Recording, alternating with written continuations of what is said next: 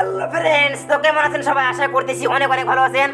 আজকে আপনাদেরকে আমি এরকম একটি গল্প শোনাতে যাচ্ছি যা কখনো হয়তো শুনেন নাই। আজকের গল্পটা হলো যে মানুষকে বিশ্বাস করো কিন্তু এতটা না যাতে নিজেকেই পরে আফসোস করতে হয়। চলুন তাহলে গল্পটা শুনে আসি। এবং গল্পটা আপনার জীবনের প্রতিটি পা ফেলতে সাহায্য করবে। লোকে এই পেজের কিছু বোনাস টিপস দেওয়া হবে। এই বোনাস টিপসগুলো যদি আপনার জীবনে প্রয়োগ করেন, আপনার জীবনে পরিবর্তন আসতে বাধ্য হবে। চলুন তাহলে শুরু করা যাক। Let's go started. এক ভদ্রলোকের গাড়ি পার্কিং থেকে চুরি হয়ে গেল। অনেক খোঁজাখুঁজি করেও গাড়ির খোঁজ পেলেন না। তবে 2 দিন পর হারানো গাড়িটাকে আগের জায়গায় দেখে অবাক হয়ে গেলেন। হারানো গাড়ি পেয়ে ভীষণ আনন্দিত হয়ে দৌড়ে গাড়ির কাছে গেলেন এবং ড্রাইভিং সিটে একটি মুখ বন্ধ চিঠি দেখতে পেলেন।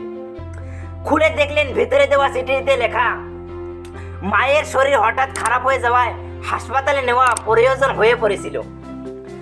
একে তো রাত, তার উপর ছুটির কারণে কোনো গাড়ি না পাওয়ায় আপনার গাড়ি ব্যবহার করতে বাধ্য হয়েছিলাম। আরও বিনীত ভঙ্গিতে লেখা রয়েছে, আপনাকে কষ্ট দেওয়ার জন্য দুঃখিত। গাড়িতে যত পেট্রোল ছিল সব আগের মতো আছে। তাছাড়াও আপনার গাড়ির খারাপ তালাটাও ঠিক করে দিয়েছি। গাড়ি ব্যবহারের বিনিময়ে আপনার পরিবারের জন্য 10টা সিনেমার টিকিট দিলাম। এই চিঠির মধ্যে সেগুলো পাবেন। টিকিটগুলো আগামীকালের নাইট শো। হ্যাঁ, আমি জানি আপনার বাসার কাজের মেয়ে শো আপনারা 10 জন। আপনাদের খাবারের জন্য রাখা আছে সিনেমা হলে ফুড কোর্ট, ভাউচার ইত্যাদি, বিল পরিশোধিত। সিনেমা দেখার পর যা ইচ্ছা খেয়ে নেবেন। সবশেষে আবারও বিনীত অনুরোধ, আমার অপরাধ ক্ষমা করে দিবেন।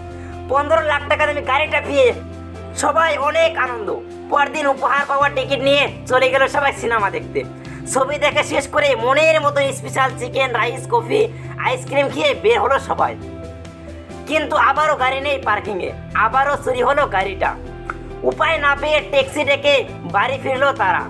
বাড়ি ফিরে দেখলো ফ্ল্যাটের দরজা ভাঙা, ঘরের সব দামি জিনিস, আসবাবপত্র, নগদ টাকা, গয়না চুরি হয়ে গেছে। ক্ষতি প্রায় কোটি টাকা।